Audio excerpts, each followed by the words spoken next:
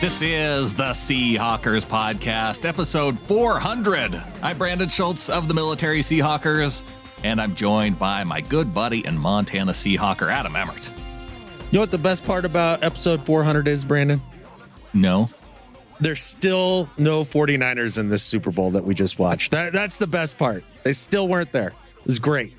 We don't have to talk about the 49ers in the Super Bowl. Yeah, that's... I don't know if that's specific to this being episode 400, but just in general with life, that's I'm feeling pretty good about it. Yeah, well, I mean, 400 was the episode after the Super Bowl, so yeah, it felt like a fit to me. I think maybe if they were in the Super Bowl and we had to talk about them, we just would have skipped over episode 400 entirely. We don't want a milestone show talking about a division rival. Unless they would have got mollywomped in that game, then yeah, then we would have talked all about it. That's true. That's a good point. Yeah. But we don't even have to consider it. Nope, not even a little bit. I kind of feel like it's already ruining the start of this milestone episode. Just even not at all, having to think because about it. We got to crap on the Niners a little bit, which is great. And yeah, we have a few Seahawks things to talk about, which will be fun. And obviously some reactions to the big game. And we'll kind of tear into all that here. It was a good game. I was entertained. I was kind of hyped up about the game that Jalen Hurts was having, just because, you know, you've dogged him all along. My Still Oklahoma will. Sooners quarterback, who I've been completely on board on since coming out of college. I thought he was going to be one of the best ever. And he nearly won a Super Bowl this year. And so I feel like you owe Hurts and me both an apology. No, I still do not owe anybody an apology over Jalen Hurts. He's still not a quarterback. He had that one really nice throw to Goddard that wasn't to catch, that they counted as a catch. I mean, he was electric with his legs. And I guess if you get to basically play Wildcat the entire game, it does give you a little bit of an advantage in the run game with your quarterback. It's a very specific team built a very specific way for a very specific style of play. And it's not enough. It's just not. And I understand they scored 35 points, whatever it was, but more product of his offensive line than anything. And Jalen Hurts has a very finite ceiling, and it's about 2 steps below Lamar Jackson. They nearly got it done. The Eagles, I was kind of leaning on them to be the ones to win just because I thought they had overall the better team going into the game. But it wasn't going to shock me if the Chiefs won because it's Patrick Mahomes. Yeah. And he showed us all exactly who Patty Mahomes is all about. And he was electric. I just can't say enough about his toughness and the way he led that team. But really what it all boils down to is they won in the trenches. And I thought their offensive line was good, the Chiefs. I didn't realize they were that good. They played an almost flawless game, as good as they can. Now, Mahomes helped them out a lot with his legs, and he did a lot of maneuvering around the pocket and things like that. It's not like the Eagles D-line never got even close to him. Yeah. And he just stood there all day. It wasn't like that. But that Eagles D-line, which, you know, was pretty vaunted coming in, I thought they were going to give him more problems than they did. They got neutralized. I want to talk a little bit more about the offensive line as a whole, especially when it comes to the Chiefs and how we might look at that as an offseason blueprint for the Seahawks. But I also don't know how much credit to give the Chiefs offensive line based on the field conditions, because I just think that the field slowed down that Philly defensive line, and especially their ability to get around the edge, that helped slow down those guys just enough. It might have. I think there's a couple factors within that. Number one, I think we should all just understand that it's almost impossible to grow good grass on top of, Native American remains. That's just hard to do. It doesn't work very well. So I understand they're already at a disadvantage, on a burial ground trying to have a stadium there. But I think the other factor is Hassan Reddick went back to Arizona and then immediately sucked like he did there. Right. Just being in Arizona made Hassan Reddick remember that he was not very good when he was in Arizona. That's right. Because he's a totally different player in Philly. I mean, he's way better. Yeah. They just couldn't put enough pressure on Mahomes the entire day. And ultimately, that's where I fault the Philly team. They had a 10-point lead in the game. Going into halftime, I thought, man, if this defense plays as we would expect the Philly defense to play, then they have this game locked up. And they gave it up in the second half. They did, because Mahomes said no. That was basically it. Yeah. He came out the second half and he said, all right, you're going to play keep away with me all game. That's fine. The few chances that I get, I'm just punching it in every time now. So good luck with that. And they ran the ball well. KC did. Yeah. I think that was one of the things that surprised me the most, is that adjustment that they made to go ahead and say, hey, we're going to run the football at you. And that Philly wasn't able to stop that. Yeah, Pacheco had a couple really nice hard runs in there, and it was just enough. It wasn't like they went to a run-heavy scheme or anything. No, but they ran more than they ever did during the regular season.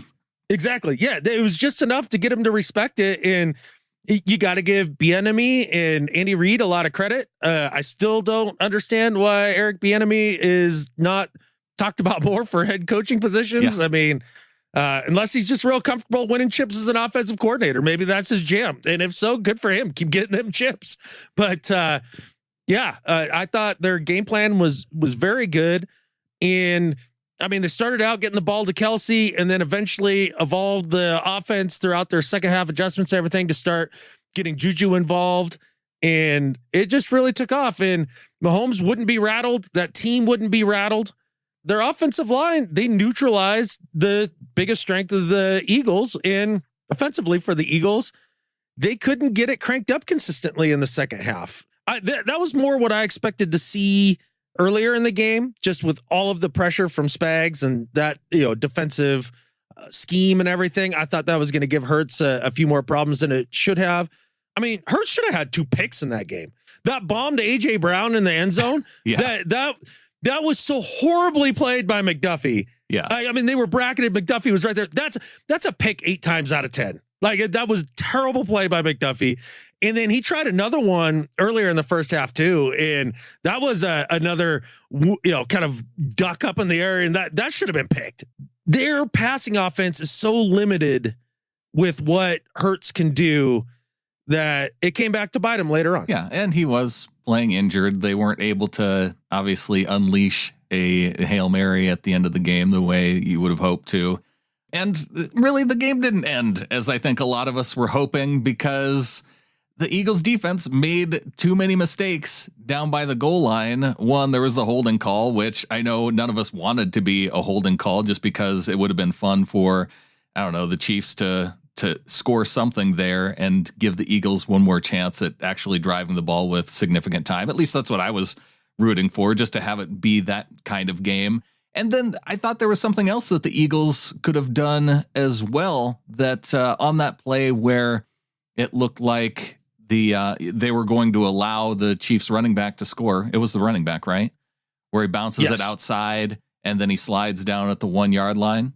Mm-hmm. If the defense was hustling, you could have been over there to push the dude out of bounds and the clock would have stopped. Yeah, either push him out of bounds or push him into the end zone. Yeah, one of the two. Right?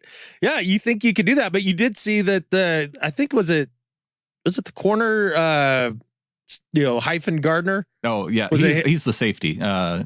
Chauncey Gardner-Johnson. Gardner-Johnson, that's what it is. And I think it was him that was in pursuit and kind of held up, thinking that, he might screw up and score, and he didn't want to tackle him. But you're right. That's a good point. I hadn't thought about it in those terms, about being able to kind of shove the running back where you want him to go. That would have made some sense. But he was right by the boundary. You could have easily pushed him out of bounds.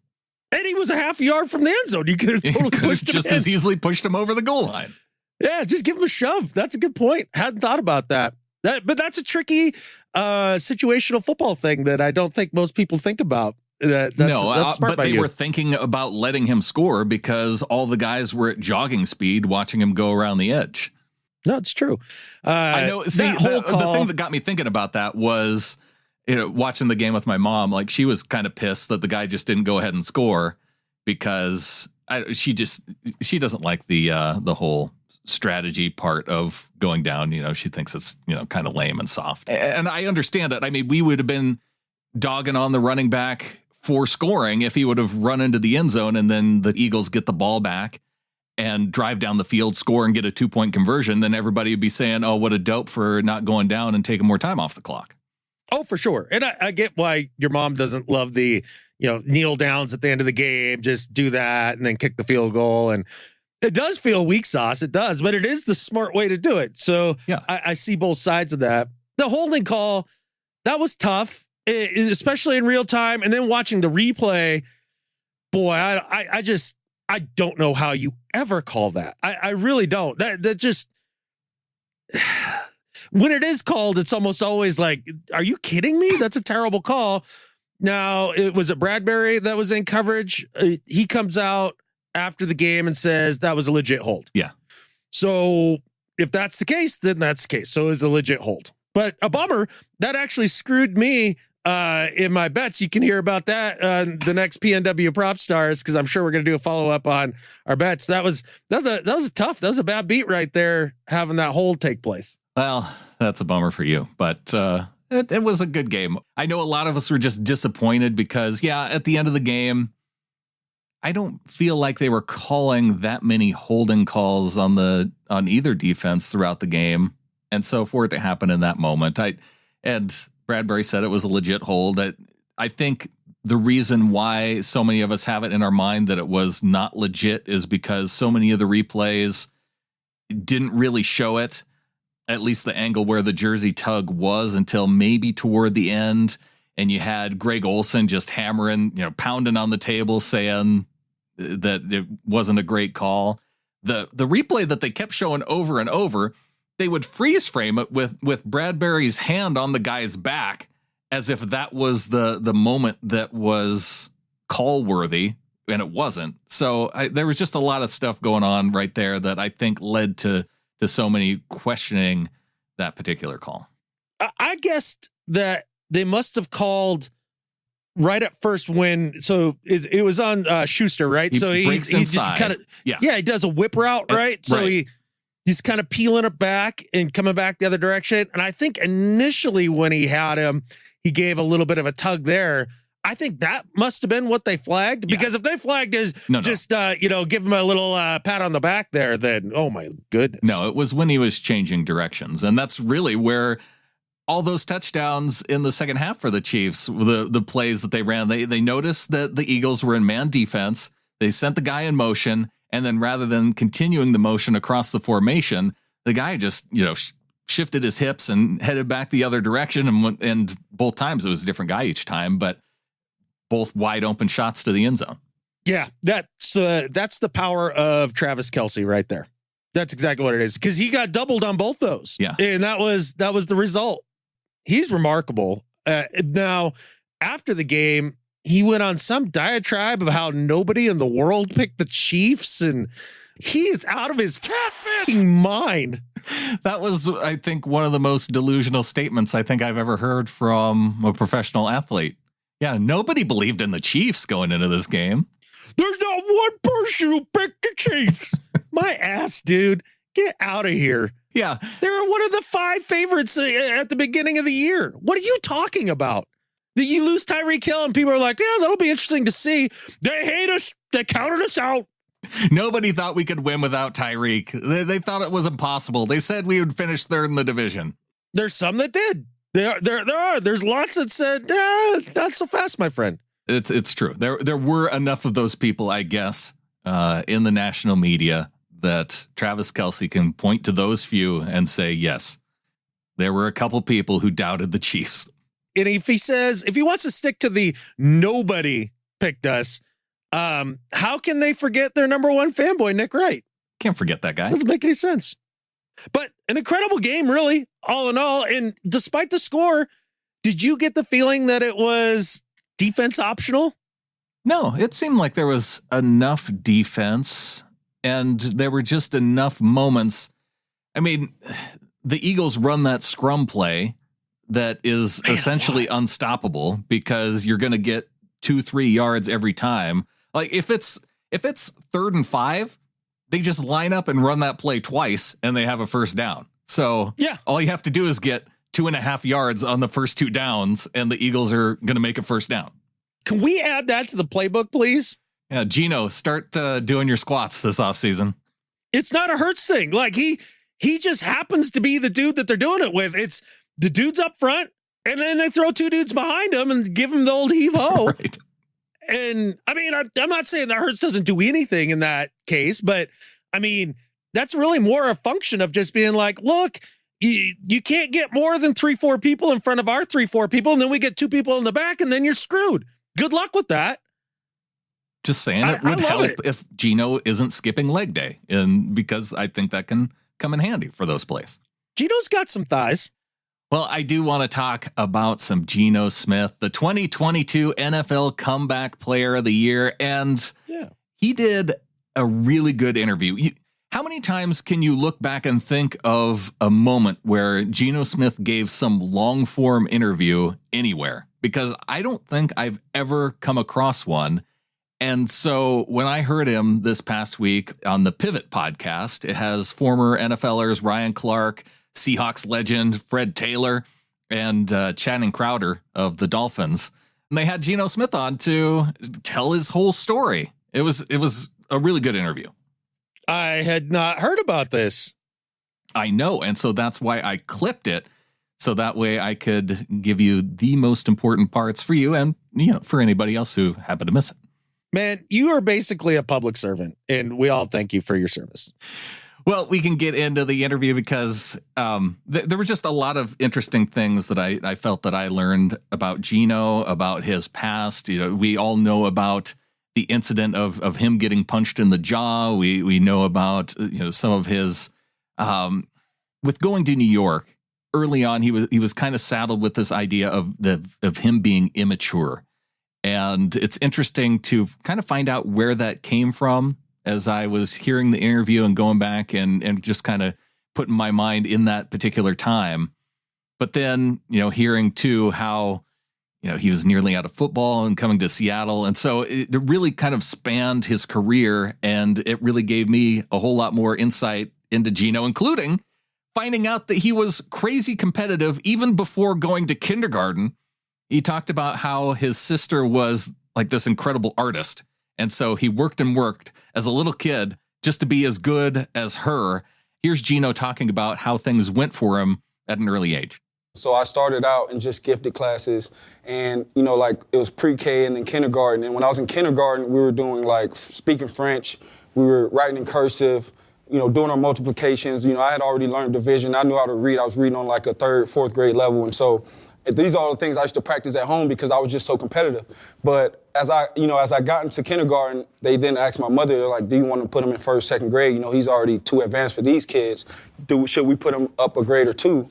And I think it's the best thing my mom did was by keeping me with my peers because not only was I, more advanced than them, but it also allowed me to become a leader amongst my peers because then I wanted to bring them up. In class, it's crazy when I think on it, but in class I used to copy the handwriting of my classmates, because I was just doing my work so fast that it became boring. So now I had to do something to challenge me. So I just copied their handwriting. And, from there, I just feel like, my smarts is something that I always held close to me because I feel like that's something that would push me further in life than my athletic skills. I just thought that was a fun piece of information information, huh?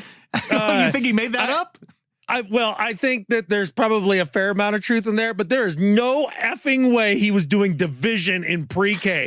There is no way that did not happen. That is so not true. There's no possible way. He is not Einstein. I could teach my kid 4 divided by 2 in 1st grade and have him doing division. It's possible.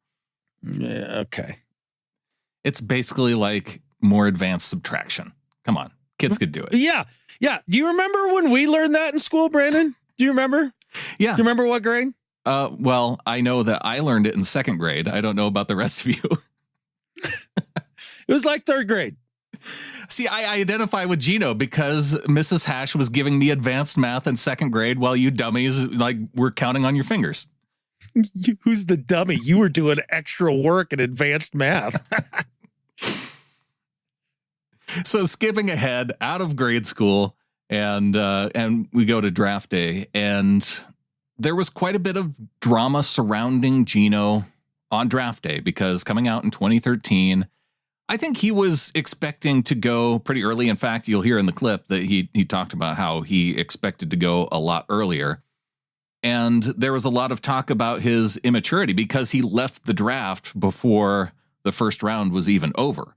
And talking to one of the reporters on his way out, he made it sound like he wasn't going to come back for the following day if he didn't get picked on day one. So there were a lot of reports of playing into that immaturity part of Geno that, oh, I'm just going to take my ball and go home. We come to find out that it's not exactly how those reports said, and he just didn't really care to clarify it. And ultimately he did come back for day two. But here's the story of why he left the draft early. One of the things that gets misinterpreted about that, me wanting to leave, was, the draft was already the first round was ending. And, I pretty much knew I wasn't getting picked in the first round. It was also my mother's birthday. And so we already had plans for dinner. And so I figured I'd be picked already. We'd be gone at dinner. So I'm sitting there like, all this stuff's happening. I'm thinking about my mom. Like, I'm not really, like, I'm going to get picked to a team. But it's like, this is my mom's birthday. Like, I don't want to spoil her night. This is her birthday. It's, like I said, I always think things are bigger than me. I don't want it to be about me. So we left to go enjoy the rest of my mom's birthday. And obviously, on the outside looking in, it's like, you're trying to ditch the draft or you're upset, which is cool. I never once even, this is the first time me ever saying this, like literally.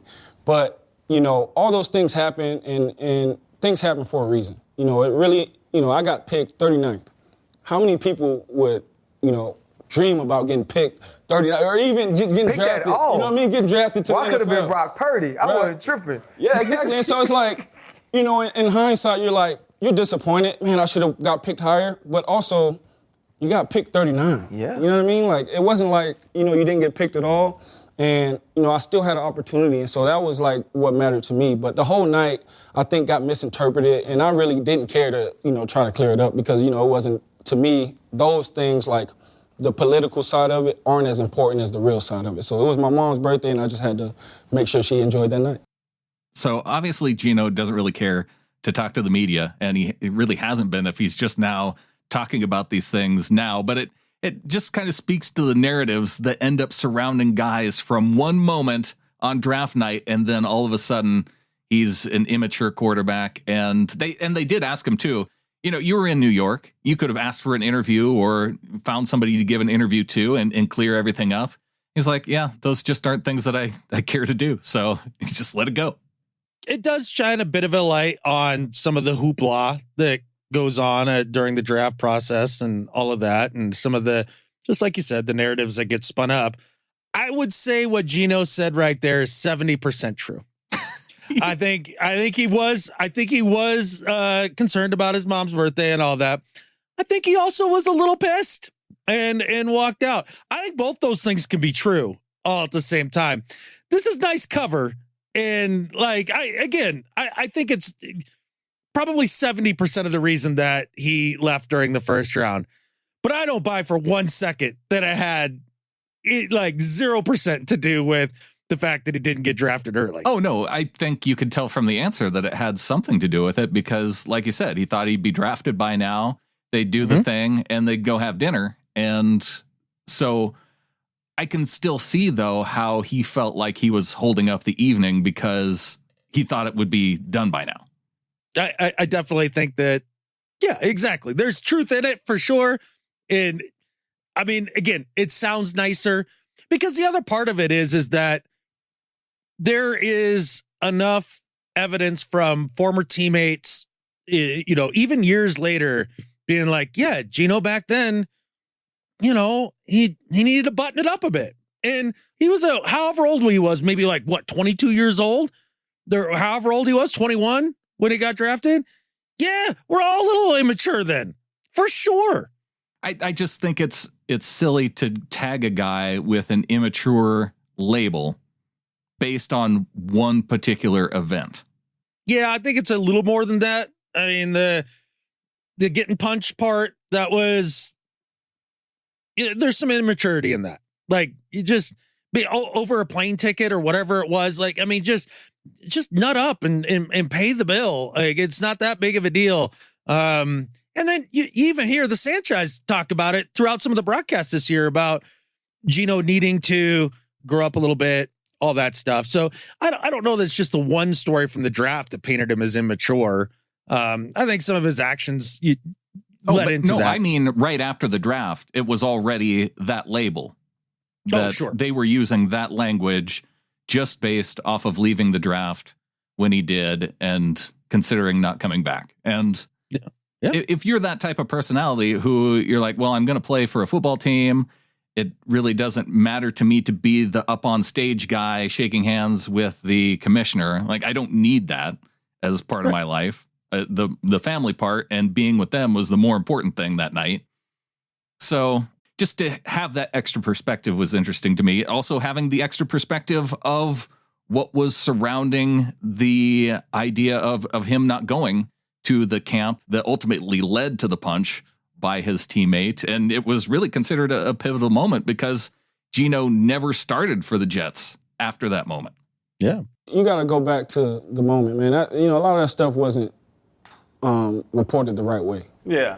The whole $600 thing, I don't know who said that. Mm-hmm. I had no idea about no $600. And I figured, IK was upset because I didn't make it to his camp. I was supposed to go to his camp.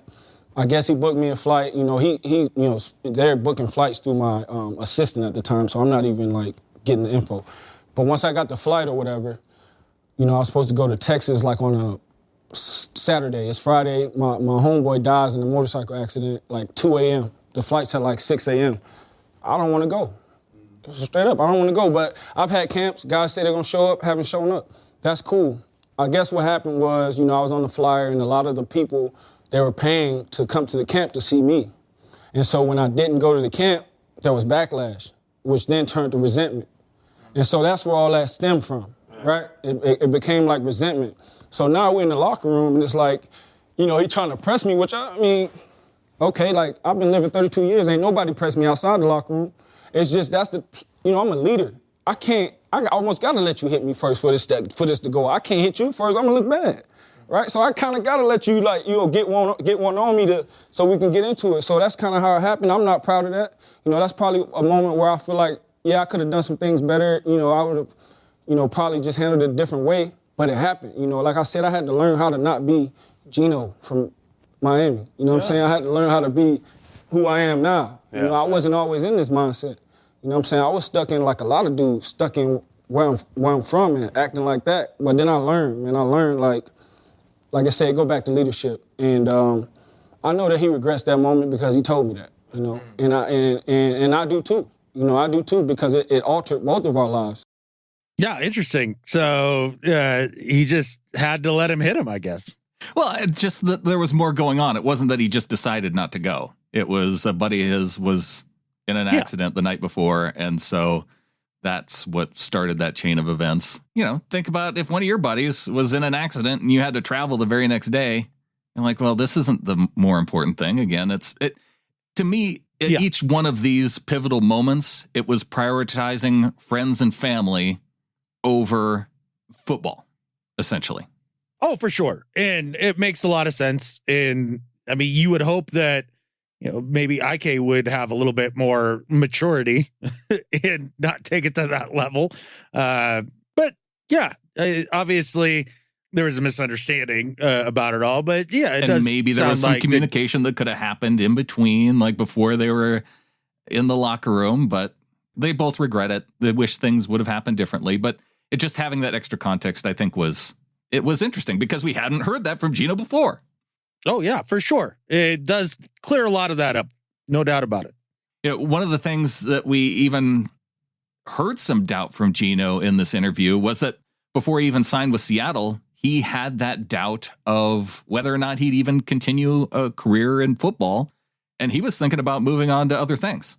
Man, I sat down in my office literally before I signed with Seattle. I sat down in my office. I had stopped working out.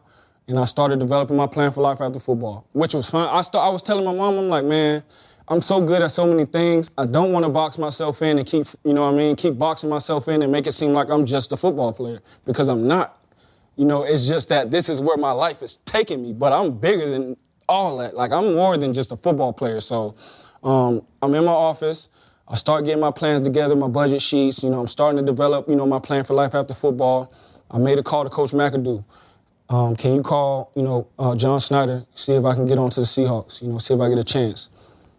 He called, you know, because the year before when I went to the Chargers, I actually took a visit to the Seahawks, and I really liked it. But Russell Wilson was younger than Phillip Rivers, so I'm like, well, I probably got a better chance over here with Phillip Rivers than I do with Seattle. But I really like Seattle, but I'm trying to play, you know what I mean? So I ended up going there. But the next year it was like, okay, call him back and see, you know, if I got a shot. And I had to go compete with Paxton Lynch to be the 2. Mm-hmm. You know what I'm saying? I had to go compete to be the backup. But, you know, it was fine. It was fine. And so all that time where, you know, like I said, you just got to know who you are. Because all that time where I started to doubt myself, I would go watch my old film and be like, oh, yeah, you can do that. So just do that. You know what I mean? Just do that again. Well, it all worked out as it should eventually, right? But I do get the logic of just wanting to play behind Rivers instead of Russ, especially at that time. You're thinking, heck yeah, you have a way better chance of getting on the field. Yeah, and the reason why I thought that was at least helpful to know is just how close he may have been to hanging it up if he hadn't gone to Seattle and ended up backing up Russ, because it sounded like he was kind of on the fence about continuing his career. And, you know, he'd gone to the Giants and backed up Eli for a bit, and obviously part of a controversy there because he was the one who ended Eli's streak in New York of starts. And Eli wasn't even injured, but he talked a little bit about, you know, just how much work he was putting in. And I think that based on the work that he was putting in with the Giants, that they saw that he could maybe be that potential quarterback after Eli moved on, because that was toward the end of Eli's career. And so, yeah, the Giants were looking for a successor. And I think at that moment, there was a couple games left in the season. They wanted to see what Geno had. And ultimately, it didn't work out for him there. But I think part of it was that controversy surrounding Eli. So, yeah, he ends up going to San Diego. He ends up going to Seattle. And by this time, yes, he backs up Russ. And then now he finally gets his moment to compete for the starting job. And he told the guys on the podcast that he had no doubt of when it came to competing with Drew Lock that he was going to get that starting job. I think it just goes back to knowing who you are. Just knowing who you are and being confident and you know, knowing that you know. And one thing my grandma would always say is that you kind of feel things happen before they actually happen. You kind of feel it in your heart. She would say, like, when you know that you know that you know, you kind of feel it. Like, you could feel it in your gut. Like, it's about to, you know, be on the brink of a breakthrough. And I just felt it. You know, I felt it, you know, a couple years ago. I felt it like, like this game, like, is becoming easier. The game's slowing down. My feet are getting faster. I'm getting stronger in the weight room. You know what I mean? Like, I'm developing. I'm coming into my prime. And, you know, when I got the opportunity to compete, you know, and I love Drew, and, you know, he's a great guy, but I knew it was over. Just because I've been preparing for this moment for so long, and I was not going to let it slip away. I just wasn't. Well, we'll see if Drew has more of a chance this coming offseason if they don't get Geno re-signed. I mean, but yeah, I mean, that's the attitude you have to have if you think you're going to win the thing, right? Like, it's already over. I just got to go out there and do my thing. And I think we will see Geno re-sign. We can still talk about, you know, how likely that is and what factors might come into play. But the one final clip that I had was the interview is now moving kind of into the season and some of the things that were happening during the season. One of the quotes that came up was Tyler Lockett when he was, and you probably remember too, it was toward the end of October, so they were just starting to go on a pretty good run. Tyler Lockett, DK Metcalf, Geno Smith all came up on the podium together. And one of the quotes Tyler said at that press conference was that it's amazing what you can accomplish when nobody cares who gets the credit. And it was a question kind of referencing Geno. And the media took that as a slight against Russ, right? That Tyler was taking a shot at Russell Wilson, not being a team guy, even though Tyler came out and clarified. He's like, I've said that quote a million times, even when Russ was here. So it wasn't a shot at Russ. It was more speaking to that idea of Geno being such a team guy. And Geno was asked about how it made him feel of being, not necessarily as the guy who was out there in front of the team leading the way, but being that guy who was really a member of that team. I think it's exactly what I want. I want to be the guy, because I had to lead from the back for so long. I want to be the guy, like I want all my teammates to shine, man. I want everybody in the world to reach their full potential. I'm not a hater. I'm not against nobody. I just see life for what it is, man. I think we all got opportunities every day we wake up to be great. And so for me, I could care less about the accolades. I'm here at the Pro Bowl. That's great. I'm here for my family. It's our first one. I want my dad to experience that. So it's really about that more than it's about anything I could do. I'm good. I'm solid, man. I'm good. God's blessed me. I've gone so many places, just thinking about where my life could have been and where it is now. It's amazing. So I don't care about, people praising. You don't praise me. Don't look at me as a superstar hero. I'm not a celebrity. I'm an everyday dude who does extraordinary things, on Sundays. And so that's really just where I'm at with it. I'm really comfortable in my own skin. And I just want to see all my YGs, man. I just want to see them boys just be their best self, man. Just be great. Geno really did prove himself as a team guy throughout the year and really did galvanize the team. And I don't know that it was that Russ was anti-team or anything like that. I think that's been overblown a little bit. Yeah. But, he did become a little more insulary, and, it kind of showed at the end with how close guys were. Not only that, but Russ is just kind of wired different than a lot of other dudes. So he's just not going to connect to, most dudes in the locker room on average. So Geno was just kind of a better fit chemistry wise.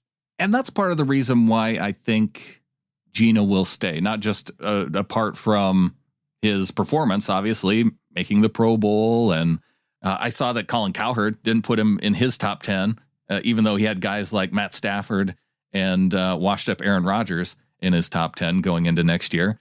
But I still think he can have that potential to be the guy. And that was one of the other questions that he asked that I don't have the audio for. But if you go back and listen to the interview, obviously you get so much of his connection with family, talking about his mom, his dad, all of his connections to teammates and that sort of thing. But also, I think this was the same interview where they asked him about kind of his performance this year and whether or not, we've seen everything there is to see from Geno, because there are those questions. Can he be that guy to, once they're down 10, like Mahomes at halftime, can he be the guy to rally the team and come back and win the game at the end? And he said, hey, this was my first real year starting after having so much time off. I think I expect myself to improve based off of my performance this year. And I hope that happens. Right. And a lot of people think that the more logical thing is for him to regress. And obviously we just won't know until we see next year. But that does kind of lead you back a little bit towards the Super Bowl conversation of, just the trenches and the way that the Chiefs offensive line really won that game and what that could mean going forward for the team. I was curious if what you saw in the Super Bowl made you lean one way or the other, offensive line or defensive line, or if you're just still stuck in that idea of trenches, that's it. Well, definitely trenches, that's it. Now, I think where it gets interesting after watching that is which side of the ball do you want to go with? Because we just saw a team with a great defensive line. They still couldn't get after Mahomes when he had a very good offensive line, and that became the neutralizer. So, your biggest competition is the Niners, right? And their biggest strength is their defensive line. Can you be closer to the Chiefs in terms of being more consistent up front and being able to run the ball even against a very good defensive line? And if that's the case, then you have to spend a lot less in capital to improve the offensive line because you have some pieces already. So do you double down on what you do well and get even better on the offensive side of the ball, and then do your best to bring in some free agents or whatever defensively and just try to get mediocre like the Chiefs? Or do you throw down on defense and continue to be, pretty good on offense? Because once Mahomes got it cranked, there was nothing the Eagles could do. I wonder how much the field played into that. just as far as, because it really hit me when Mahomes took off late in the game after he had re-injured his ankle, and he was running away from dudes who I felt like should be able to catch him. And so I don't know if just those heavy guys were having trouble planting their foot and getting after Mahomes, or what the deal was necessarily. We saw guys slipping all over the field. So I don't think that we can count on that when it comes to playing San Francisco necessarily, even though they play on a pretty trash field too. It does have me leaning more toward the offensive line just based on what I saw, but that has to do with both sides of the football and seeing really good centers playing in the Super Bowl. Yeah, they both were very good at their position, no doubt about it. And you saw the Eagles dominate the first half of the game with their great offensive line, right? So it's just interesting. I think if you were to ask me overall at the end of the day what I'd want to do, I think I still want to get much better defensively, and it just keeps you in every game, right? And just like the Eagles, they were in that game. All they had to do was come up with one more stop, and there they are, or not fumble it and have it returned for a touchdown. It's not like the Chiefs dominated this game. So yeah, I think you can do it either way. It's interesting. Yeah, it's true. They didn't necessarily dominate, and you can make the case that if things went one way or the other, if Hurts doesn't fumble the football, they're able to punch it in for a score there. If their special teams is a little bit better, they don't allow that big punt return, then are the Eagles in it a lot more. And then we're looking at this all differently too. But I don't know if we'd be looking at it that much differently apart from the Eagles having I felt like they couldn't really get it going on the ground the way that I expected them to, but maybe that was an aspect of the Chiefs defense, that they were more selling out to stop the run and making Hurts beat him with his arm, which he did on a few plays. But if I'm going to coordinate the defense in a way, just set up a game plan for that game, that's how I would do it. I would want to make Hurts beat my defense. Which made me start to wonder a different question as well. And that is, do we now know that you can't win a Super Bowl with a run first quarterback? Is that where we're at now? Because go back and think about it a little bit here. I mean, Cam Newton was a run first quarterback, and Von Miller said no, ate his lunch and took the trophy. Yeah.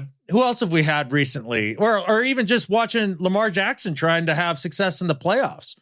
It just hasn't been there, despite him having a pretty good unit around him for the most part. They've got their flaws, no doubt, but then you see Hurts, he makes it to the Super Bowl here as a run first quarterback and didn't get it done.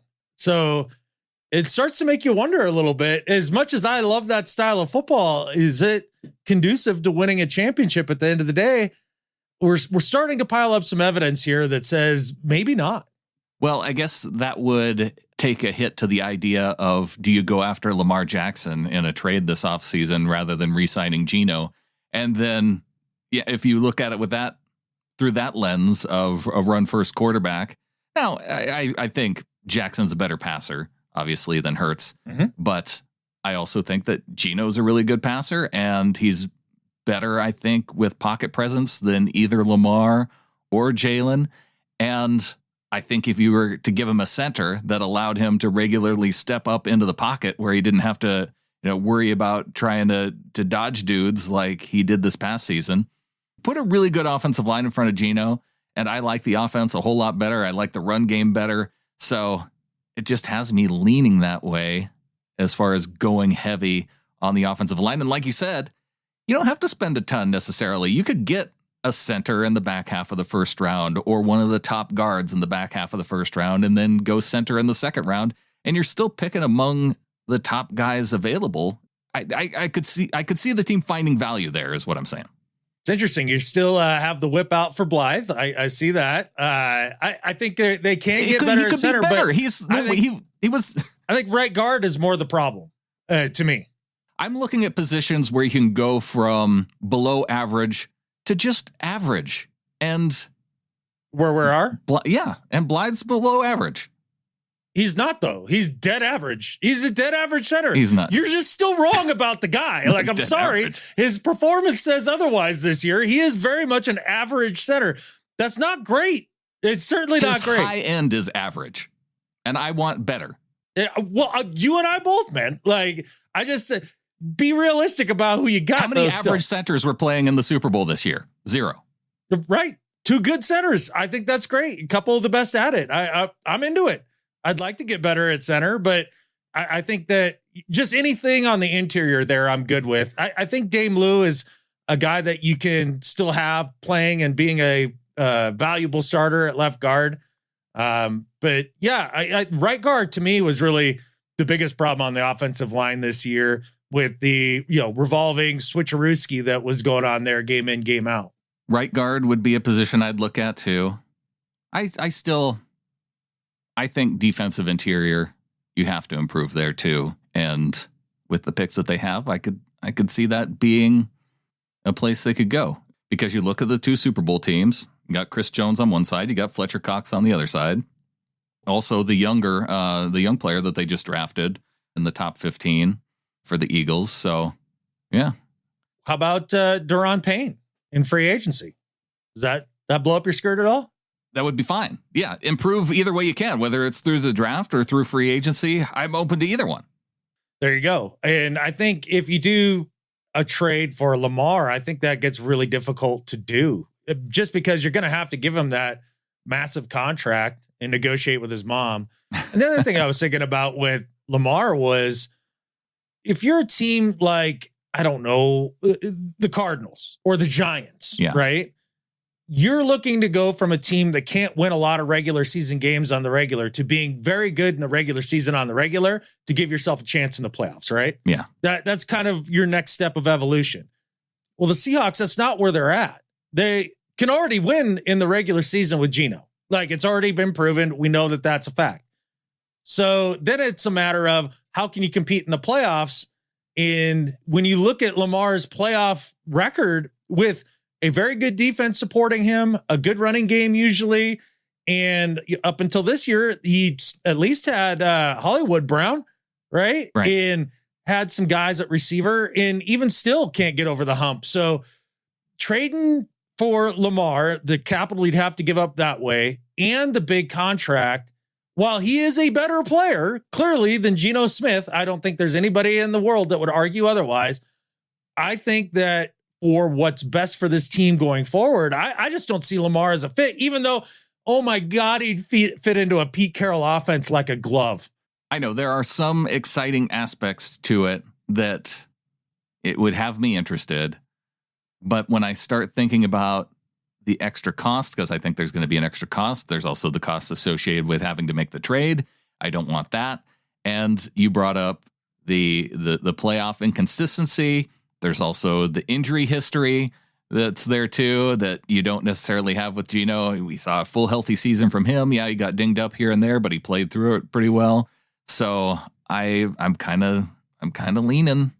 The more I get into this offseason and the closer we get to free agency, the more I'm talking myself into the idea of sticking with Geno, maybe drafting a quarterback, depending on how the draft falls, because where that 5 spot is, and the way that you're starting to hear other teams talking about quarterbacks and, draft analysts hearing things. Are there 3 quarterbacks that could go in the top 5? And if so, nope.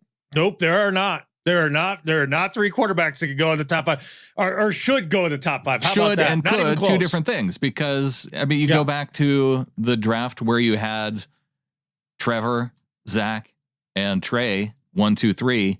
Should those 3 guys have gone top 3? 2 of them. Yeah. But Trey Lance, certainly not. And I know it doesn't look good for Zach Wilson right at the moment, but I think he went to maybe the worst situation humanly possible for him. And then on top of that, he's got a little growing up to do, and we'll see how this offseason, how that goes for him. I don't know that any of us that kind of look at these guys from the outside, don't get to meet them personally or talk to their teammates and things like that, had a real sense of some of the immaturity that we were still dealing with Zach Wilson, and just kind of a lack of having to have any adversity in your life. And I think that were things that he had to learn to deal with this year. It'll be interesting to see what the Jets do, but I'm definitely not giving up on him yet. But as far as these So everybody's saying the top three guys are, and I'm not sure I even agree that these are the top three guys. We'll see. I haven't gotten through everybody yet, but really Stroud's the only one that I could be like, all right, if you're a really needy quarterback team, you happen to be up there. Okay, I get it. I get why you would pick that. So just after your initial look, you're saying go with Geno. I don't think that there's any guy that is going to be a significant upgrade over the next 2 years over Geno in this draft, even if you got to one. And that's what I heard from EJ too, when talking with him. He said with any of these guys at quarterback, you're hoping that they become Geno. Yeah. Yeah. And you already have Geno, so just stick with him. I mean, right now where Stroud's at, he plays a lot like Geno in a lot of ways. That was one of the things that kind of stood out. And it's just interesting. And not only that, but a little pause with Ohio State quarterbacks with Fields coming out. I thought he'd be a better passer earlier in his career. And I'm not saying that he still can't get there and all that, but it makes you wonder a little bit about Stroud too in that case, but every guy's different. I tend to give Fields a little bit of a pass this year just because the offensive line and having good receivers who can get open, those two things are pretty critical for being a good passer. And those are two things that he didn't have. I would say with a lot of confidence that if you were to pluck Justin Fields up and toss him in a Miami Dolphins outfit, this last year, I think he has every bit as good of a year as Tua, if not better. And there's rumors out there, it sounded like coming out of the Senior Bowl, that maybe the Bears are interested in shopping Justin Fields, which that's kind of interesting. It is.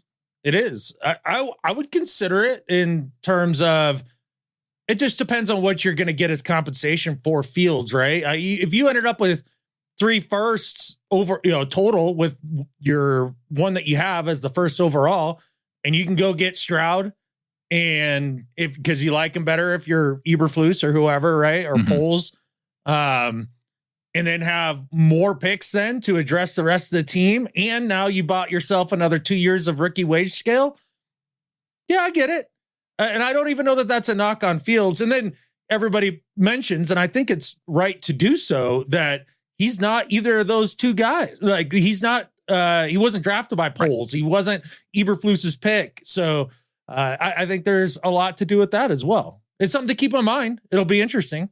We found out this week that Dave Canales is heading to Tampa to be their offensive coordinator. So people saying, hey, well, maybe Canales, now that he's the OC for Tampa, they need a quarterback. Maybe Geno follows him down to Tampa.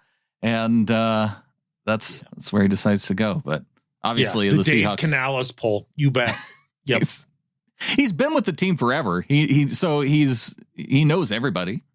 Yeah, he surely does. I mean, I hope he does well with the shot. That would be a hire if I was a Tampa Bay fan that I would look at with a lot of skepticism. But I know. Well, Anthony Knockreiner sent me a text after it happened, and he's like, "What do you think about this Dave Canales hire for the Bucs?"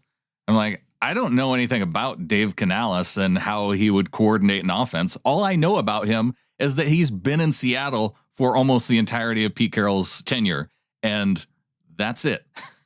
So he must be an okay guy to be around.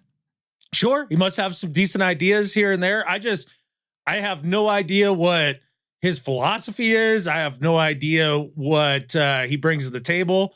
I have no idea how much he has been helpful in terms of getting the best out of Russ over the years and how important he was getting the best out of Geno. Is that more of a Waldron scheme thing, or is that more of a Canales coaching you up thing, or is it more of a Geno worked his ass off for years to make himself better thing, which I tend to think it is. And I would say that number one, Waldy's offense too, and then whatever it was that Canales did at the facility, that'd be third, a distant third. Well, as Dave Lawton sends in via Twitter at DLawton20 on Twitter, says, just wanted to say that every time I hear Dave Canales' name, I think of the golf handicap conversation from the show. Now he's got the Bucs OC job, and his handicap must be up to 28 from 10. Yeah, hard telling, not knowing. We'll see what he does down there. It's a hire. It seems like a reach, but then again, when Evero went from LA to Denver last year, I thought that was probably a reach for them, and I happen to be wrong on that one. However, I am interested to see what he does in Carolina, because his fame has all come off of a star-studded defense that he coordinated in LA, a star-studded defense that he coordinated in Denver. I'll be curious to see how that works out for him in Carolina. I'm rooting for Dave. The only thing I would say, the one way that you can get a sense of how players like their coaching staff and the credit that they give to coaches is when you hear the interviews and they reference their coaches. And so when I hear from the running backs, I know Chad Morton's name because the running backs talk about how great Chad Morton is as a coach. I know Dave Canales because we joked about him having an opportunity to play a lot of golf, going from wide receiver or to assistant quarterbacks coach to full-time quarterbacks coach behind Russ. Hey, and his handicap might go down as OC. I don't know about you, Brandon, but oftentimes if I don't play for a while, I play better for short spurts than I do when I'm playing all the time. Right. So, yeah, might be better for his game. It's hard to say. All right. Well, what do you say we take a quick break? We come back and we got some award shows to talk about. We have some NFL news that we could talk about that relates to the Seahawks. We have Pro Bowl stuff. We could talk Pro Bowl if we wanted to. That happened in the past couple of weeks. I watched 0 seconds of whatever that was. Well, I can update you then. Coming up next.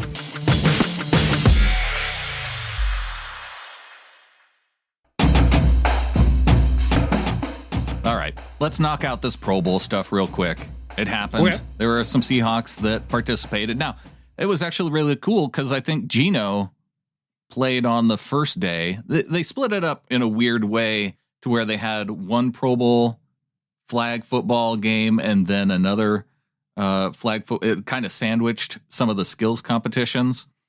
But Geno led the NFC to the win in that first game, so that was cool to see. He had some nice throws. That was cool to see. What wasn't cool, though, was watching Jason Myers absolutely whiff in kick-tack-toe. Missed wide left, didn't even come close to hitting the board, which, just continues the thought that 2023 could be a bad season for Jason Myers. I was going to say, it's after the new year, right? Yeah. We're on the odd year, right? Uh-huh. And they just extended him again. Uh-huh. I'm not looking forward to this. We need to work some voodoo magic. Okay. Maybe Mayan and not voodoo, because aren't the Mayans kind of in charge of the calendar? So yeah, we need to figure this out before the season rolls around. Well, the big problem is that it was all supposed to end in 2012? Wasn't that what the Mayans said? So we don't even have the Mayans to help us with the calendar now. Yeah, the calendar's gone now. They just We're past stopped the counting calendars. at 2012. Right. So we're out of Mayan range. We're gonna have to go somewhere else. Maybe the next step is aliens or something. I have no idea, but we'll figure it out. Like, I got a curse in this last year. We'll see if I can do maybe a reverse jinx, anti-curse kind of thing for Myers this year. Maybe that's the play. Whatever you need to do, you need to stop the curse, because I don't like the way things are going with Russell Wilson. Now, he got Sean Payton as his head coach, but he's also getting crushed with his charity thing. That someone did a deep dive onto how much actually goes to charity versus paying his employees. And it's like 75% going to just paying the people that work for him twice as much as maybe they actually should when you compare their salaries to people who do that similar job. It's not looking real good in the offseason for Russ on the charity side. Yeah. So a couple things on that. Number one, this feels a lot to me.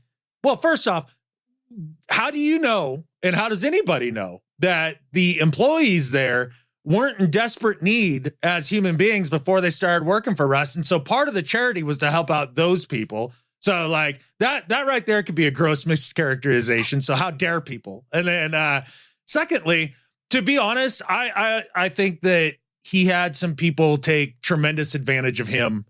And I don't think it was his plan to make it so that 25% of his stuff actually went to charity. That seems like some nonprofit machinations that were done behind his back, as I've seen happen with other nonprofits that have very little notoriety or fame, like Russell Wilson's charity does. Yeah. And trust me, the people that work there, they're for profit. Like they're looking for their profit. So I tend to think that this one isn't a Russ fault. That's my guess.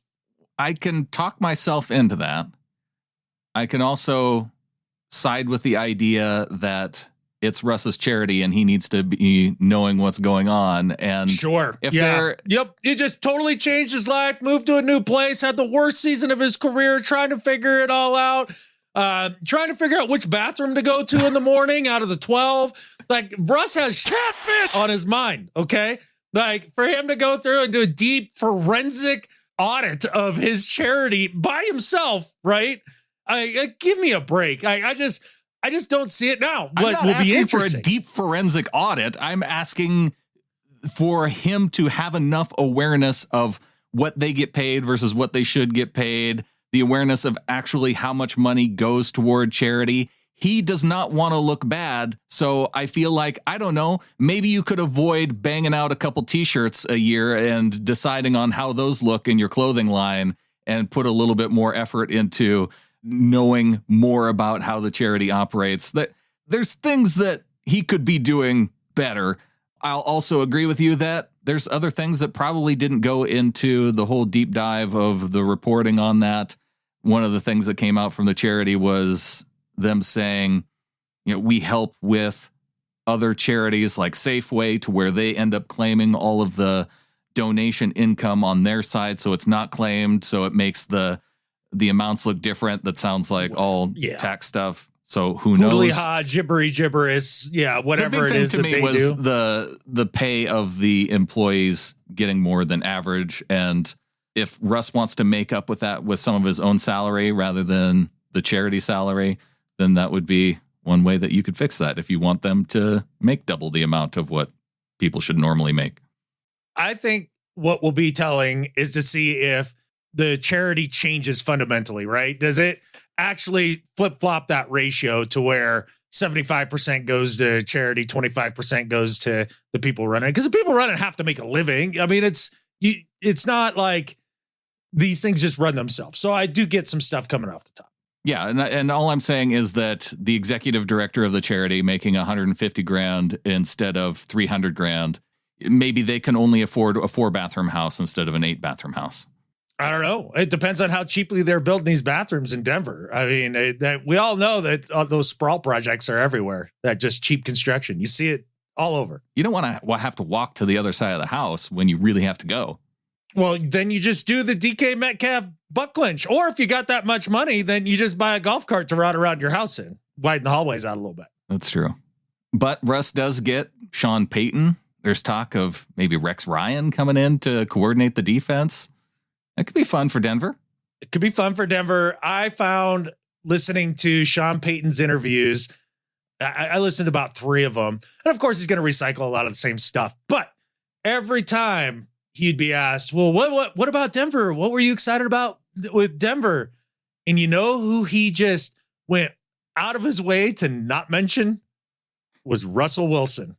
Yeah. I think if it doesn't go well with Russ this year, he's got 0 problems just cutting bait. He doesn't give a catfish. He seems to be out to maybe humble Russ a little bit. And I think the situation where Russ came into it and pretty much had his say and his way, they need to roll things back a little bit. And Peyton might be the guy that needs to do it. Yeah, for sure. And then, the big story that he kicked out the performance team or whatever and all that, people making a big deal out of that. We'll see.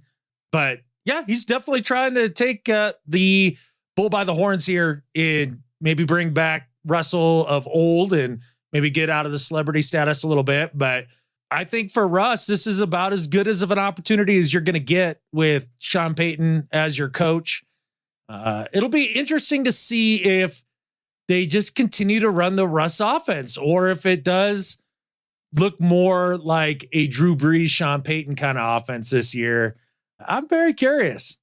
I wouldn't think that Russ would be opposed to this move, though. The Saints were one of the 4 teams that he said he would go to on his list. Remember, I don't want to be traded, but if I did, these are the 4 teams that I would go to. The Saints were on that list. Sean Payton was the coach at the time. So he's kind of getting what he wanted in that sense. Not only did he want it, but apparently his offseason home down in California somewhere is near Drew Brees' house somewhere down there. And, Peyton told the story a few different times about how Drew Brees was like, will you make a freaking decision? Because this guy is wearing me out. Like Russ was in his ear all the time trying to get Sean Payton. So yeah, of course he wanted Sean Payton. Well, one guy that I know that I don't necessarily want in Seattle, but who is now available to all the NFL teams, Derek Carr, released from the Las Vegas Raiders. One reason why I bring it up is because what happens with Carr could influence and impact the contract situation with Geno. In terms of the money? In terms of the money, I feel like it would be a bar that would be set, right? Carr's at least a 4-time Pro Bowler, so there's that part of it. They're about the same age. The difference is that Carr seems to be going in the downward direction in terms of his career versus Geno trajectory on his way up, but I feel like it would at least inform the numbers somehow. See, if I'm John Schneider, I say that's a comp I'm not interested in at all because it's comparing apples to oranges. Derek Carr has been at the worst a league average quarterback for 10 plus years, year in, year out, despite bad ownership, bad coaching, tumultuous circumstances, all of those things. Derek Carr has been to, like you said, 4 Pro Bowls. Derek Carr isn't a guy who had a year. Now with Geno, he had a year, a good one. Right. Apples to oranges. So this is a different contract situation. So in terms of Smith's agent being like, yeah, so we want Derek Carr money.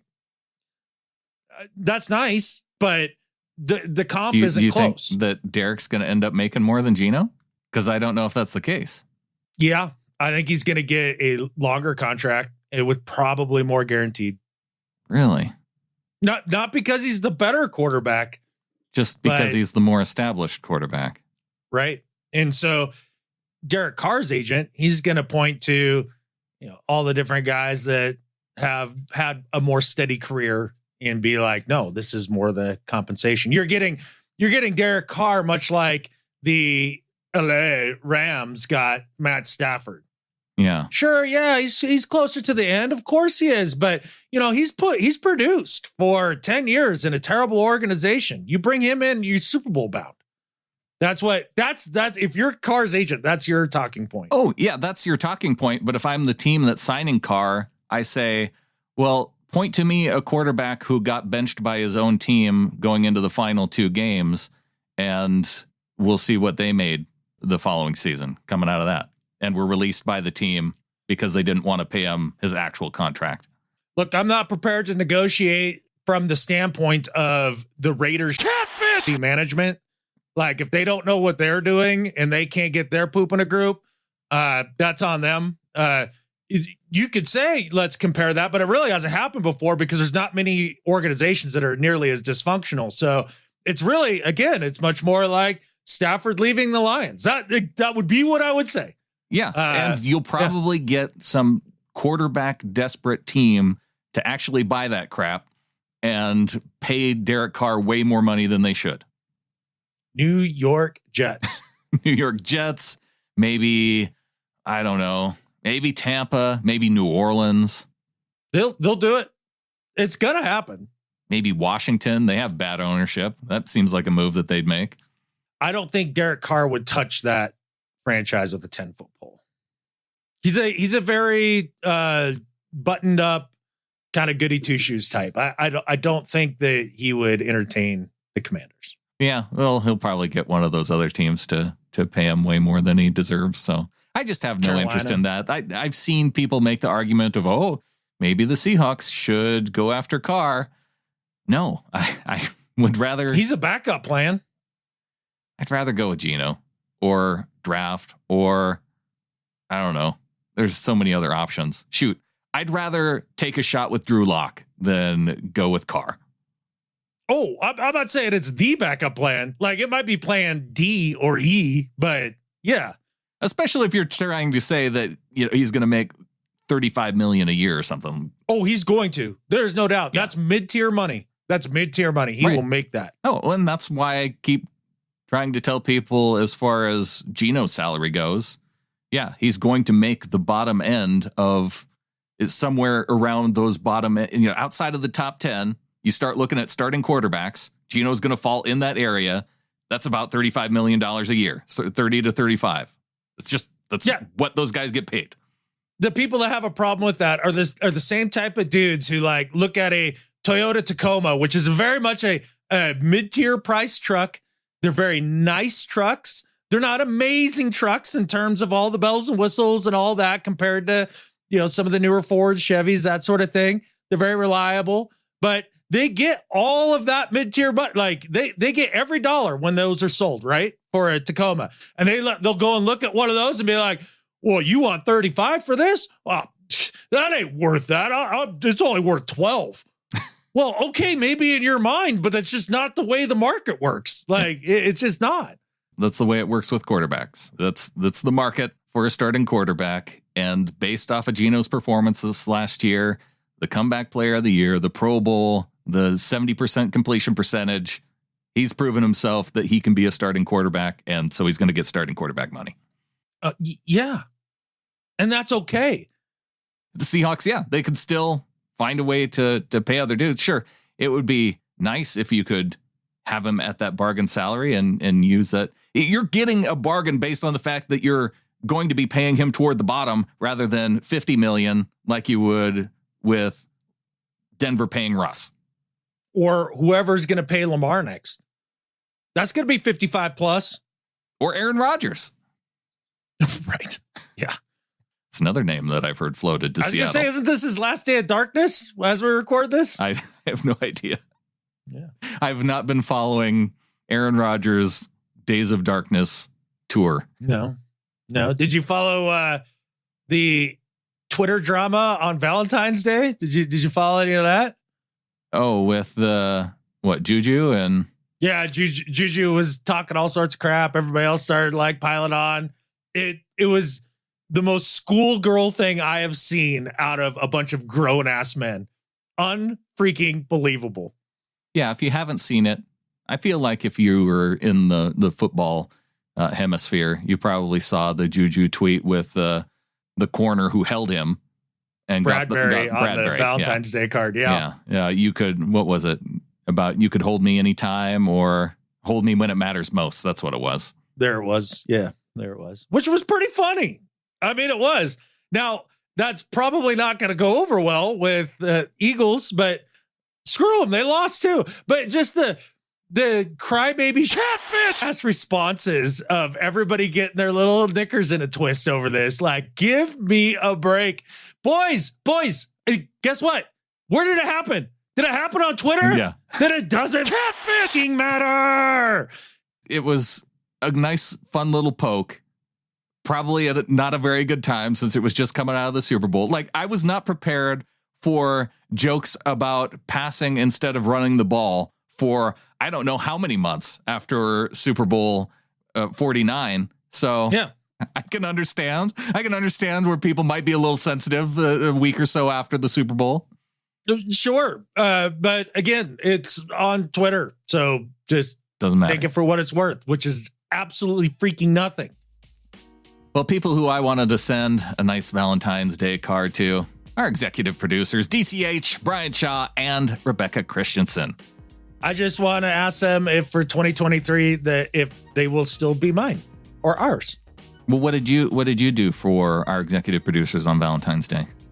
I actually have something prepped, and I did something today to begin the process of getting some things done for the executive producers.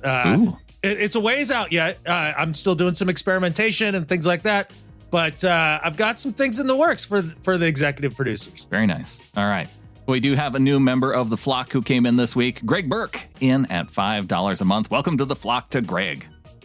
Hey, appreciate it, Greg. Look at that. See, Greg is awesome because he comes in on episode 400 and makes sure that we don't get skunked.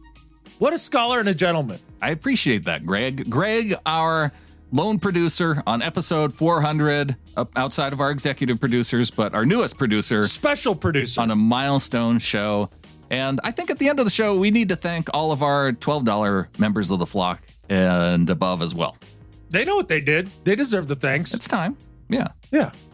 Pick'em League standings. We have a wiener. Oh, boy. Yeah. Who got? In first place. Wait, do we go from the bottom or do we just, I think I have this problem every year. It depends on how much of a drama queen you are. Yeah. First place, Kalispell MT Hawk with 186 points. Got the Super Bowl wrong. It didn't even matter. It was enough points to get the win. In second place, you got Charles Cross Will Make You Jump. Also in second place, well, Pete said we were awesome. I don't know how we decide that in terms of prizes. Do we do a coin flip? We must have to do a coin flip. Fernando Tejada with 184 points, because I think both of them got the Super Bowl correct. So either we do a coin flip or we work our way backwards in terms of playoff wins.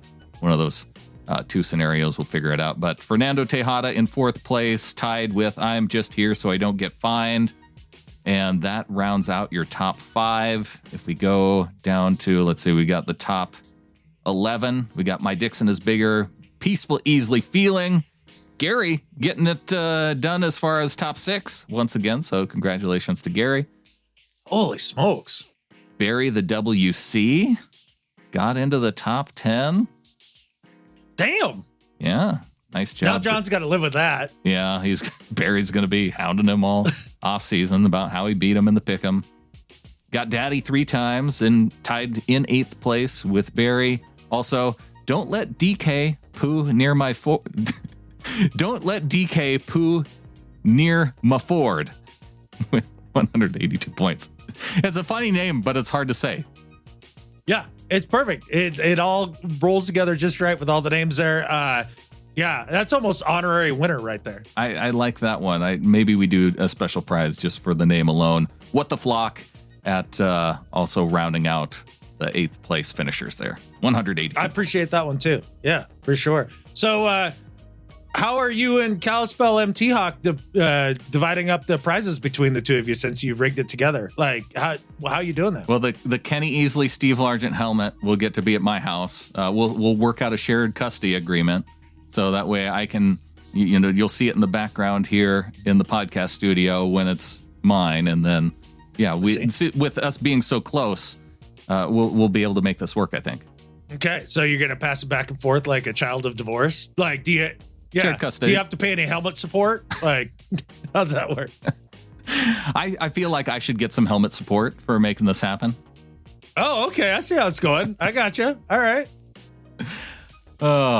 I wish I could rig it so well, but congratulations, Kalispell MT Hawk, for getting the win. And, actually, I wish you weren't so good at brushing off that you rigged it. Like, that's what I wish. That's amazing.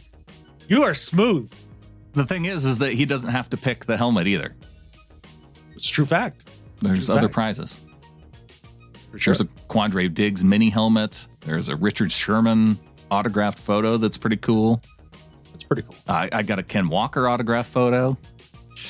Ooh, that one feels pretty good right now, doesn't it? Yeah. So, I don't know. Gonna have some awesome choices. We're gonna go down the list. We'll take care of the top 5. We'll, I think we said top 5 gets prizes, right? It feels right. I may have to go back and listen. If I promised it to the top 10, I'll have to figure that out.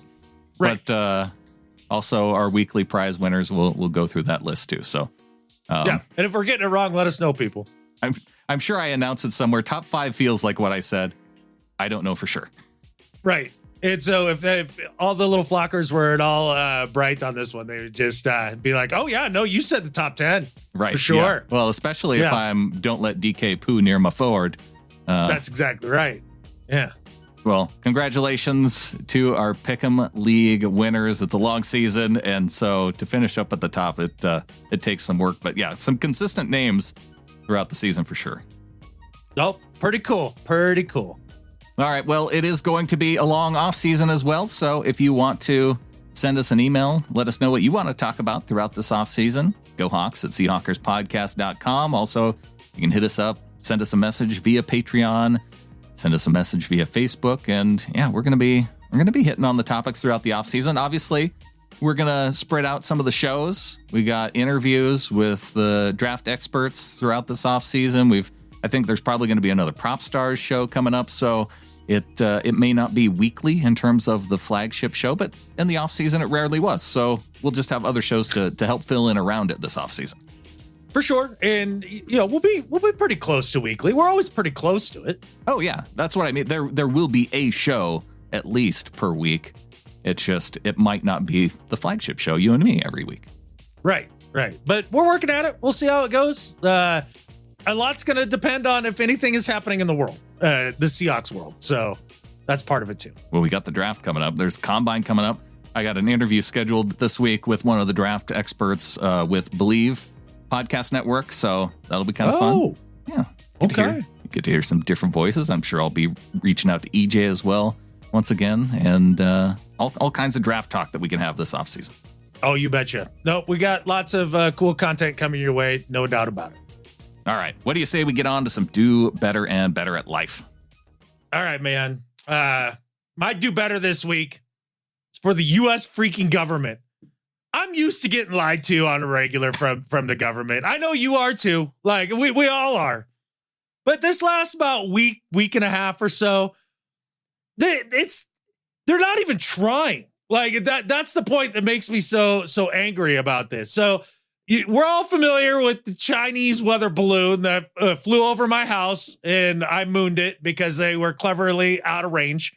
So that was the only thing I could do was give them the Randy Moss. Yeah. But then they shoot it down off the coast and everything. Pretty clear it's a balloon. Pretty clear it's Chinese. That's fine.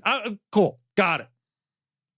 Well, then over this last weekend and a day or two prior to that, first they shoot something down the size of a freaking Kia over the northern Alaskan ice there, and they shoot that down. Next day, they shoot down another object over the Yukon in Canada, and they say that one was a big spherical or cylindrical metal tube.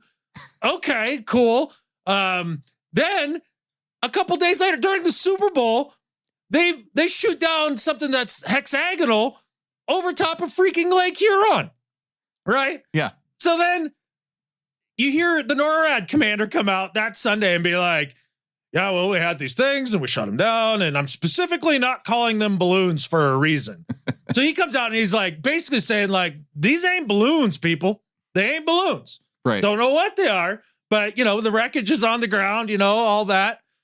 And then you hear the government talk about it, and all their lackey ass reporters that sit in the freaking press room with these guys, and it's just a balloon. It's totally a balloon. They call it a balloon all the freaking time. So it's a balloon the size of a freaking Kia that they shot at and took down. There's a metal cylinder that looks like a catfishing balloon. Okay, yeah, sure. I got you there. Oh, and then the hexagonal balloon. Oh, wait, I love all the hexagonal balloons. They're at every birthday party I freaking go to. They're not freaking balloons. We know that for a fact. And that they had some self-propulsion stuff. And then you put on top of all of that they send up a multi-million-dollar F-22 with one of the highest trained pilots in all of the catfish world to shoot down a balloon with a freaking missile. And he misses? Right. And he misses. Sure. Yeah, definitely. Just if you want to scramble a U.S. fighter jet, the greatest fighter plane ever to be produced, just throw up a freaking bouquet of balloons into the air and it'll miss catfishing everything. All of this is such a lie and a slap in the face. And now the best part, Brandon. Well, I just don't know. We can tell you it's definitely not aliens. And it's probably unlikely it is, but we can't really say one way or the other. We can definitely tell you that, but we don't have any of the debris. We can't get to it. We just can't. We can't do it. There's choppy waters on Lake Huron. That stops the U.S. Navy every time. Choppy waters. Can't do it. Can't go in there and recover that one. We definitely don't have helicopters that fly out in icy, snowy conditions all the time in the north and drop off paratroopers to like pick up some catfish in Yukon. Nope, can't do that either. Bull catfish. I guarantee you they had a submarine out there on the ice that poked up through the ice and they grabbed that stuff within 24 hours of that thing going down. It's all a giant cover up. It's a gigantic lie. And I just want to know, what the hell are these things? So to the U.S. government, for all of this patronizing bull that they've been putting out about this, and then the press, when it gets brought up as aliens possibly, they laugh. They laugh out loud in the press room. Like throughout everything that the press secretary is saying, all you guys suck balls and do better. Well, for one, you know, when you brought up the idea of the government lying about something that happened in the past 2 weeks, I had to think to myself, I wonder which topic he's going to bring up, because, you know, there's also the train that derailed and sprayed a bunch of chemicals into the air and environment as it was on fire. So there's it'll that. Be fine. It'll be fine. You'll be fine. Yeah. Just don't grow your tomatoes this next season and everything will be fine. It'll be fine. But the idea of shooting things out of the sky that we don't know what they are, that, you know, we're scrambling military and shooting missiles. Why would we shoot things out of the sky that we don't know what they are? Well, I mean, if it's invading so for your one airspace, example, I heard that one might have been a ham radio communication device that's in the air. I don't know enough about ham radio if that's an actual thing or not. Apparently, maybe that was one of the things. Okay, maybe, but also too, like the idea too, they come out and they're like, well, we don't know if it's privately owned, corporately owned, or, you know, where Why it came are we from. shooting it down? I can't then? tell you. I can promise you, if I have some sort of sophisticated-ish scientific device that I'm floating up in there, let's say it's an oil company that's trying to use something to map out some oil fields up over Canada or in Alaska or something like that, right? Yeah. If the U.S. military came and blasted their crap out of the sky, don't you think they might be out being like, hey, that was ours. Could you not shoot down our crap? And we want some money back too. Like somebody would have owned up to this. Like maybe it's one of those guys who wanted to get up in the air and see if it really was around Earth. And so that was their mechanism for, getting up in the air. And we just shot that dude out of the sky. So there's not one country, not one person, not one corporation that's come out and been like, oh, yeah, no, that one was ours.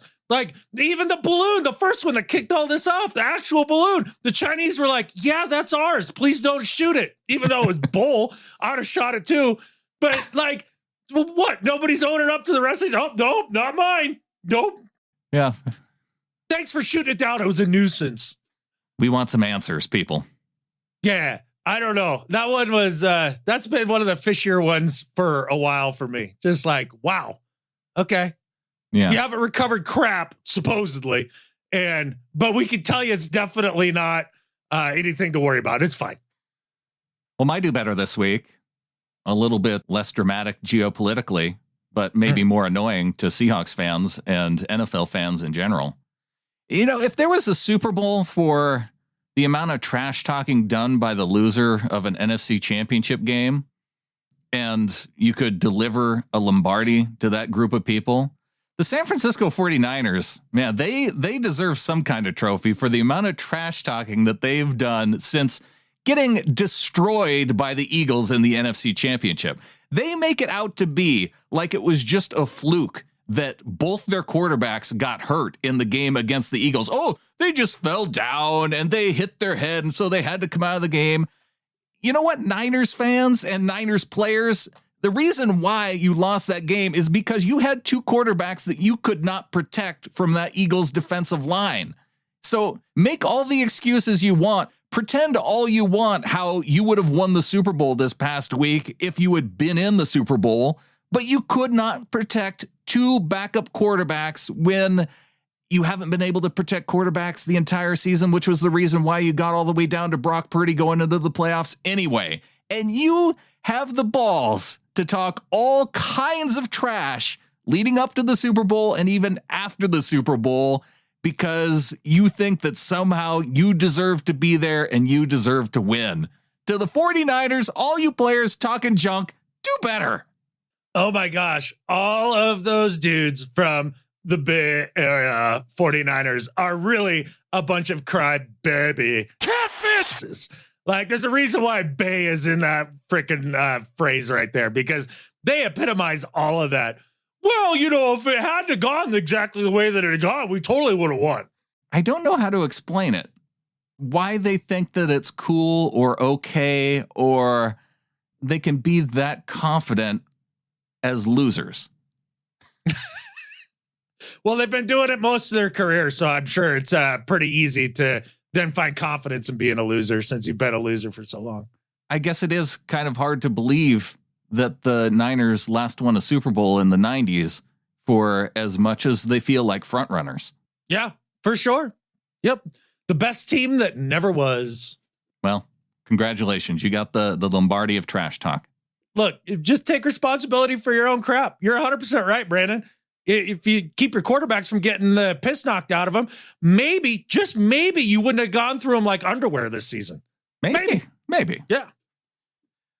Well, my better at life this week, talking about award ceremonies. Well, I could have thrown award ceremonies into the do better aspect because we had Ken Walker, who got the most first place votes, but because this was the year they decided to change the voting system and count second and third and fourth and fifth place votes to where the final tally, Ken Walker finishes second to a New York freaking Jet in the offensive rookie of the year category. We all knew Sauce Gardner was going to get the defensive rookie of the year, and so he did.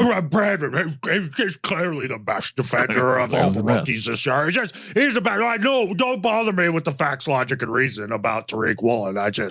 He's Sauce Gardner. But at least we had Geno as the comeback player of the year, and also congratulations and my better at life this week to Seahawks fan Larry Bevins, who was the NFL fan of the year. And the team put out a little bit of a blurb on him saying in November, lifelong Seahawks fan and humanitarian Larry Bevins named as the team's 2022 fan of the year. Bevins was surprised by outside linebacker Boye Mafe, who let him know that he was going to be the NFL's fan of the year. And he was up there on stage. He was up on stage at the award ceremony announcing the Geno Smith award, and Geno wasn't there. I don't think he cares about awards or why maybe he had a family dinner that night. He wasn't there to accept the comeback player of the year award, but we had Larry up there on stage along with Joel McHale announcing the winner. And so to Larry Bevins for the honor for being the one to help announce Geno's award, you better at life than Skip Bayless. I think if Geno had shown up to the award ceremony, wouldn't that have been him writing back? Maybe. Yeah. I don't know. I don't either. But a little disappointing on the rookie of the year stuff on both sides of the ball. Maybe that's what that satellite was doing over the Yukon, was changing the way that the offensive rookie of the year voting was tallied so Ken Walker would be screwed. That's where the votes are in fact tallied, is in that device over the Yukon. Are we sure that those weren't launched from New York by, I don't know, say the Jets to hack into the system? I mean, we could just be like 49ers fans and players and just pretend like Ken Walker and Tariq Woolen actually won the award because they deserved it more. You know, it is a lot easier living in a land of delusion. It is. And maybe we could subscribe to that. It's hard to say. Maybe. Well, my better at life than Skip Bayless this week, Brandon, is for somebody, and I don't even know their name because you don't get to know who the voters are when they vote for MVP, right? Right. Yeah. It's an anonymous thing, but there was one voter who voted for the Buffalo Bills trainer who performed CPR on Damar Hamlin during that terrible incident. And I can't think of a more perfect MVP vote to be made. In fact, I can't believe they all didn't get together and just do this, because honestly, like, if an outcome had been totally different in that situation without that trainer, there may not be a league. And to me, that is the most valuable person in the entire league at this point. So to that voter who I think chose unbelievably wisely better at life than Skip Bayless. Just so you know, we take our executive producers seriously. That came directed to me from Jake Burdine, and I was happy to put it out there. He chose wisely, much like that voter did. It's a great show of respect, I think. It was really cool. And I know that a lot of us were scratching our heads initially when we saw Denny Kellington's name on that list of people who received MVP votes. But then it didn't take long after searching to figure out that Denny was the guy who revived Hamlin on the field. And definitely vote worthy. Somebody even voted for Geno Smith with their 5th place vote. So Geno Smith now has more MVP votes than any other Seahawks quarterback in history. You know what that does right there, Brandon? It puts the cherry right on top of this entire wonderful, beautiful, crazy season. You know what else puts that cherry on the top, though? Thanking our members of the flock at $12 and above. Thank you for joining the flock. We talk Seahawks around the clock. Your blood bleeds blue. You're a 12 and a friend of the pod. And when we host the Lombardi, you'll be celebrating with the crew. Well, you will see the biggest Facebook gift party, and you'll smile real big and say, I'm glad I joined the flock. Thank you for joining the flock. Keith Ketover, a.k.a. Flocktimus Prime, University of Cybertron, Little Flockers, roll out. DCH from Sparks, Nevada, the University of Montana Grizzlies. Eric Trench, rooting for the Seahawks out of Renton, Washington, graduated from Eastern Washington University. Jameson Holman from Murray, Utah, representing Mississippi State University. Hail State and go Hawks. Gary Blum from Chappaqua, New York, and the University of Pennsylvania, your 2016 Pick'em League champion. Ron Pepper, UNLV Runnin' Rebels, San Francisco, California. This is Hawk Van Dyke from the beautiful city of London and the capital of the UK. Ella Esparza, Woodway, Texas, Yale University, and Sam Houston State, Eat 'em Up Cats. Lisa in Seattle. Samuel Gelber, NoHo, California. David Van Cleve, Camas, Washington, home of the Papermakers. Leo Jesse, Luleå, Sweden, from Luleå Eskimos and Rennes, France. Paul from San Diego. Aaron Fisher, a.k.a. Lock It and Put It in Your Pocket, Las Vegas, Nevada. Chris Boucher, a.k.a. the biggest little flocker, South Central Louisiana State University. Go Mud Dogs. Hey Seahawkers, my name is Garen Taylor. I live in one of the most beautiful places in the world, North Idaho. Hashtag on the roads. Go Hawks.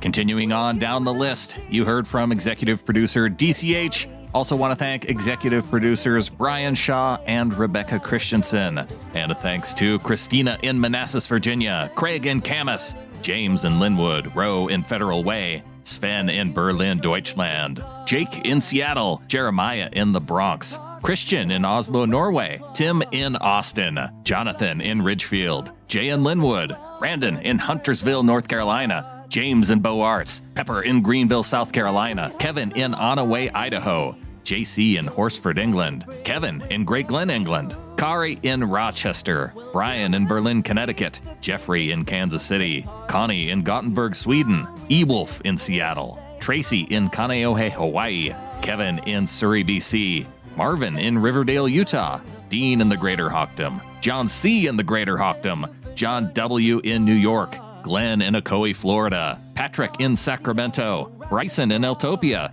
Jeremy in Federal Way, Josh in Candor, New York, Ken in Hutto, Texas, Dan in the Greater Hawkdom, Mario in Seattle, Cora in Ditters, Deutschland, Anders in Vila, Denmark, Warren in Dundee, Oregon, Chris in Austin, Rafe in Beaverton, Oregon, Amy in Squim, Richard in Killeen, Texas, Joseph in Vancouver, Brian in Omak, Jeff in Bainbridge Island, Bridget in Redmond, Marlon in the Greater Hawkdom, Corey in Ridgefield, Norma in the Greater Hawkdom, Kyle in the Greater Hawkdom, Ryan in Salt Lake City, Dr. G in League City, Texas, Jamie in Oswestry, Street, England, DJ in Menifee, California, Daniel in Post Falls, Idaho, Eugene in Henderson, Nevada, Terrence in Seattle, Jerv in Bristow, Virginia, Spooty Poo in Olympia, Joshua in the Greater Hockdom, Alexander in Onienburg, Deutschland, Terry in Vancouver, BC, Kayla in Vancouver, Tanner in Kalispell, Montana,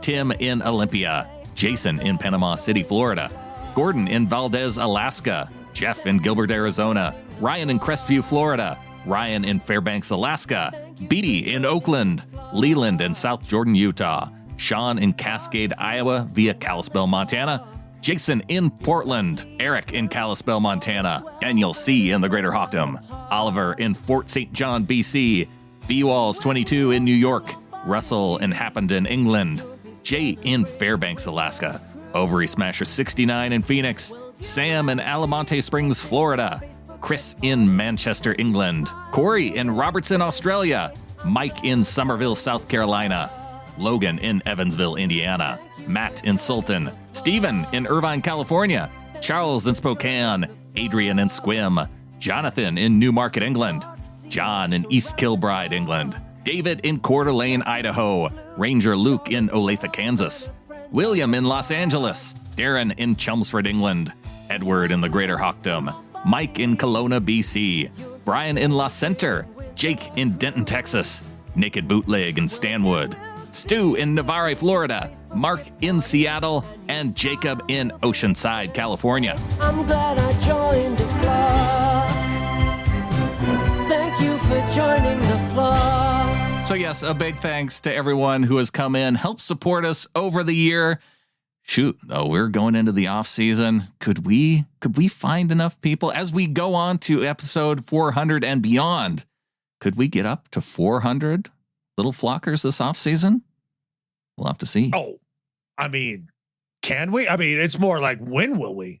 Because I know everybody's not going to just sit on their hands throughout this off season after everything, all the things that we did to up the game of the podcast this year. Like, they're not freeloaders like that. They all know that the value has increased. And so therefore, like, you know, a few more little flockers getting in the flock, say, to get us to more than 400 would be just, I don't know, fair.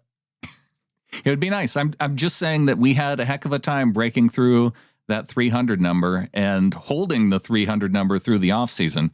Now, March and February, excellent times to get in the flock, because especially with the annual donations, it just kicks in after a season. You can say, hey, those guys did a good job this last season. I'm going to re-up for the next season. It's a good time to do it. And we appreciate those of you who have been supporting us for all these years and helping make this. It's fun to do, and we enjoy doing this for you. Yeah, it's been an awesome journey. This year's been an awesome journey with all the new stuff that has been produced this year. And we just had a little meeting with Clinton the other night, and boy, howdy, lots of ideas for lots more cool stuff for this next season. So yeah, you should feel guilty if you don't become a little flocker here and say, I don't know, the next week or two. Ending episode 400 with a guilt trip. Pack your bags, baby. And I think with that, there's only one thing left to say. Go Hawks. Go Hawks.